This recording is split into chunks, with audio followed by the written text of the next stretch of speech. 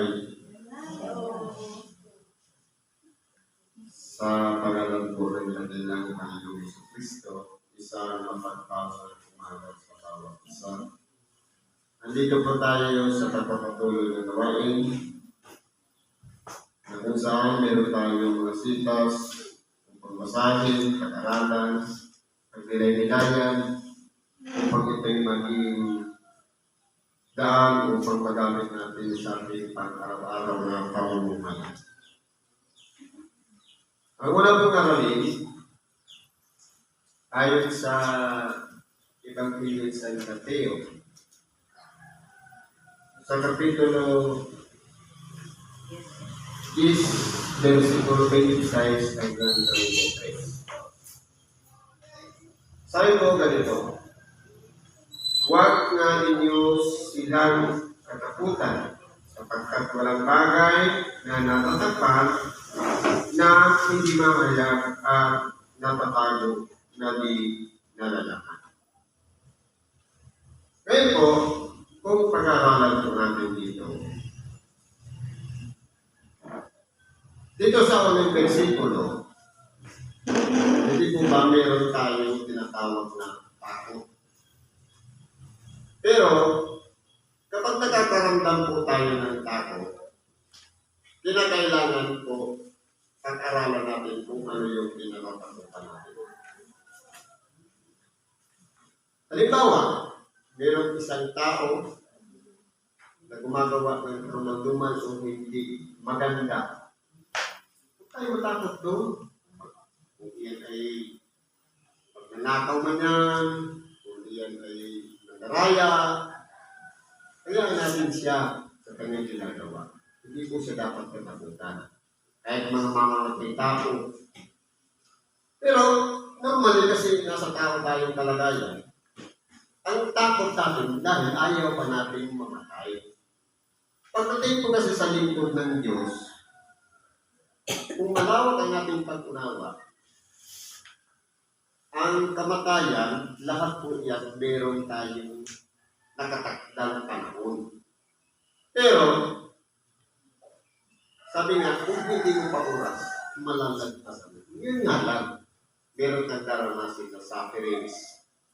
Nandun na yung tinatawag na ipupulpay, sasalinan ka ng dugo, dahil po, normal po yan sa buhay ng tao dahil meron tayong dugo. Kaya nga ang tao po ay marupok, mahina. Kaya, siyempre, kung nag-iiwas ka, palagi kang takot. Pero kahit sa bahay ka lang, pero kung kapanamunan na nagkamatayan, hindi po natin naitatakot na may iwas ang ating sarili. Mas maganda pa ipagkatiwala na lang natin sa Diyos ang ating buhay upang sa ganon, tayo po ay kaawahan pa ng Diyos at dugtungan pa ang ating buhay. Ang sinasabi ko sa inyo sa kadiliman ay sabihin ninyo sa kaliwanagan. At ang narinig ninyo sa bulong ay ninyong ipagsisigawan sa mga bubungan. Kaya po, tunay na ang sinasabi na walang lilim na di mabubungyan. Kahit po, sa pamamagitan ng mensahe na maliit lamang na bagay, pwede po yung kumalat. Hindi ba ga? Kwento lang, kumakalat siya, nag-spread out. Kaya ang nangyayari po niyan, halimbawa ang kwento ika nga ng isang kaibigan na si Brad, may lumabas sa kanyang katawan maitim, katulad ng uwak. Pagdating sa dulo, ang lumabas uwak na. Ganyan po, makapangyarihan ng bibig sa pagkalat ng kwento. Ito, sabi dito, at huwag kayong mga takot sa mga nagsisipatay ng katawan, nasa Hindi mga kakapatay sa kaluluwa, kundi pagpos ang katakutan ninyo, diyaon makahubog sa katawan at sa kaluluwa at sa katawan sa impyerno. Then po, sino-sino po ba ang mga kinatatakutan natin? Pag masama ang ugali ng ating kapitbahay, takot tayo. Pag may nakita tayong kriminal, takot tayo. Palagay natin, palawakin na lang natin ang ating pag-iisip. Yan, mga instrumento lang yan, na kumbaga, pagdating sa harvest time, meron talagang manaanin. Nandiyan sila. Kasi kung oras na, minsan sila yung taga-tupad ng kalooban ng Diyos para mamatay ng tao. Pero sino po ang dapat natin katakutan talaga? Tao ba? O ang Diyos? Meron pang isa, sinasabi, takot ka na ako kay Satanas. Sa totoo lang po, huwag natin katakutan sa Satanas. Dapat palakasin natin ang ating sarili para kalabanin yung mga lalang ni Satanas. Kasi po, kasama siya sa hinatulan ng Diyos. Sabi nga, sino mo yung mas mataas na kalagayan? Yung nilalang o yung lumalang? Siyempre, ang dapat natin katakutan, yung pinanggalingan ng lahat ng bagay. Yung lumikha ng lahat ng bagay. Yung lumikha kay Satanas. Yung lumikha sa mga naging masamang espiritu. Yung mga nagsisunod kay Satanas. At ganoon din sa mga tao na sumunod sa mga masamang gawa. Pare-parehas lang naman sila. Pero, ang dapat natin katakutan, yung may kapangyarihang umuksa ng kaluluwa. Sino po ba yun? Walang iba ang makapangyarihang Diyos. Sapagkat kaya niya pong puksain ang kaluluwa ng tao. May isa nga parte sa bahagi ng banal na kasulatan na habang ang ating dakilang Panginoon ay nangangaral ng salita ng Diyos, merong lumapit sa kanya na isang pinakalihan ng masamang espiritu. Paano natin masasabi na ang mga masamang espiritu ay hinagulan na? Sabi dito sa Marcos 1:24.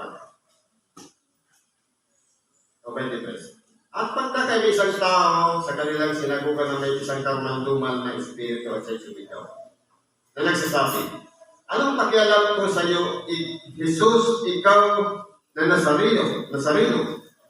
Naparito ka ba upang kami puksain? Nakikilala kita kung sino ka, ang banal ng Diyos. Yung mga masasamang espiritu, kilalang-kilala po si Kristo, ang banal ng Diyos. Kung sila nga na mga naunang nilikha sa mga tao, takot na takot sa ating dakilang Panginoon. Gaano pa po kaya tayo na sumusunod sa kanyang kalooban ang hindi dapat matakot sa ating dakilang Panginoon. Kasi po, ang ating dakilang Panginoon, may kapangyarihan siyang pumuksa ng Espiritu. Kaya nga po siya sinungo dito upang ipangaral ang mabuting balita o ang Ebanghelyo para buksan ang kaisipan ng bawat tao nang sa ganon tayo po ay magbago na ng pag-iisip. Tama, yung sinabi ni Don kanina.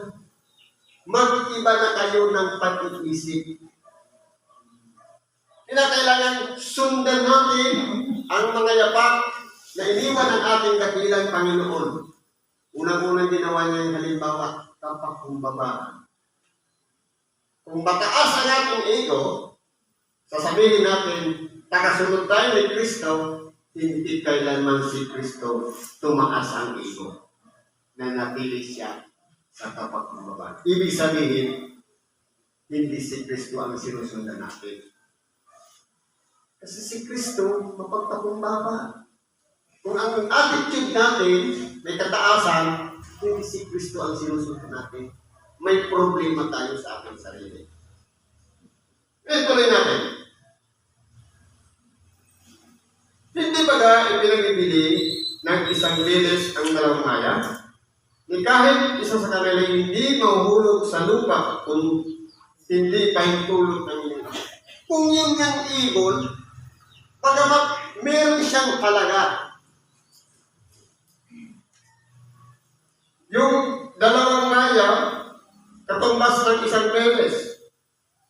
Pero yan bilang na bilang, hindi pwedeng dayain o sumubra yan. Kumbaga sa accounting, dapat kumplito yung total niya. Kung 50 yung maya, dapat ilang beses yun? 100.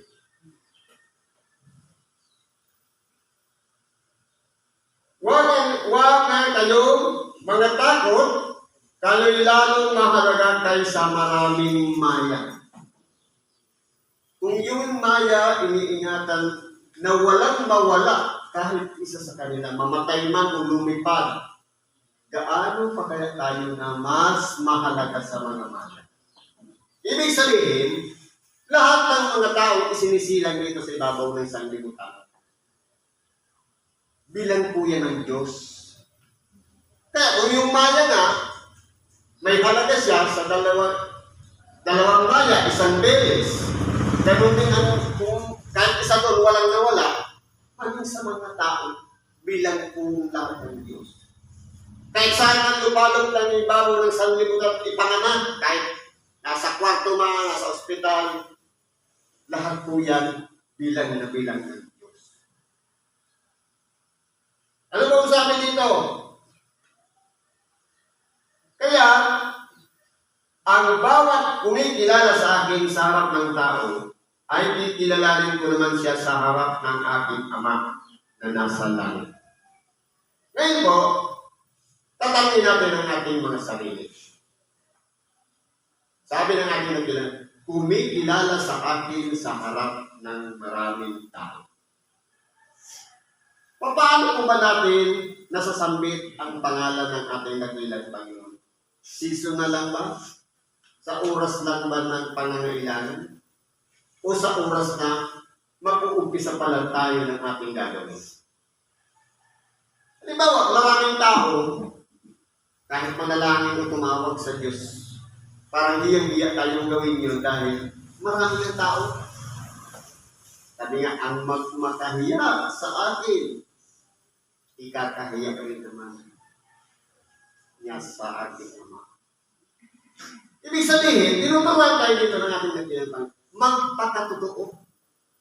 Kay marami mang tao o walang tao, dapat ang koneksyon natin sa ating dakilang Panginoon, consistent, nananatili. Hindi po dapat yan nagbabago. Dapat ang pagkatao natin, hindi lang nagiging matuwid o nagiging maayos dahil nasa oras ng pagsamba. O dahil nakita tayo ni Brad o ni Sis, o sabi nga, kahit dito sa simbahan, kahit sa natural na pamumuhay, pakikisalamuha sa ating kapwa, dapat po yan parehas lahat. Hindi po yan nagbabago. Kasi po, halimbawa, nakakahawak lang tayo ng dala na kasulatan pag nandito sa simbahan, pag uwi natin sa bahay, wala. Ibig sabihin, wala tayong pinag-iba doon sa plastic. Kasi pakitang tao lang pala ang pagdala natin ng Bible, pag uwi sa bahay, wala. Hindi mabuksan man lang ng isang page. Hindi natin nabuksan. Dapat hindi po seasonal. Dapat, kung nagbabasa ka, isang beses mo lang binuksan at tuwing Sabado, dapat puspusin mo yan. Linggo, Lunes, Martes, Miyerkules, pagbasa ka ng isang verse para pag-nilay-nilay. Ganyan po dapat nagpapatuloy. Ibig sabihin, araw-araw ginagawa natin. Kaya po, ang pagkilala sa ating dakilang Panginoon, hindi po dapat seasonal. Ngayon lang, kundi araw-araw nananalangin tayo sa Kanya bilang paghingi ng gabay. At pagkatapos, bago tayo matulog, hingi na naman tayo ng gabay ba sa ating tatama, magising pa tayo kinabukasan. Siyempre, kalagit ko, nagpagpapasalamat sa mga accomplishment na natapos mo yung maghapon na hindi ka napahamak. Na ligtas pa rin tayo bago tayo matulog. Siyempre, ganoon din sa pag-gising. Dahil binigyan muli tayo ng panibagong pagkakataon.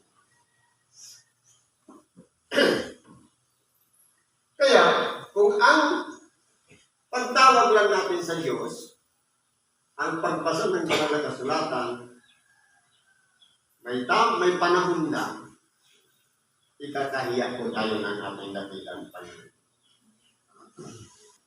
Siguro kung dahil dito lang, makikibagi natin sa oras ito. Salamat sa Diyos at ano man natin sa kailangan, karangilapit natin sa mga Kristo Jesus. Salamat at mapagpalang umaga sa oras.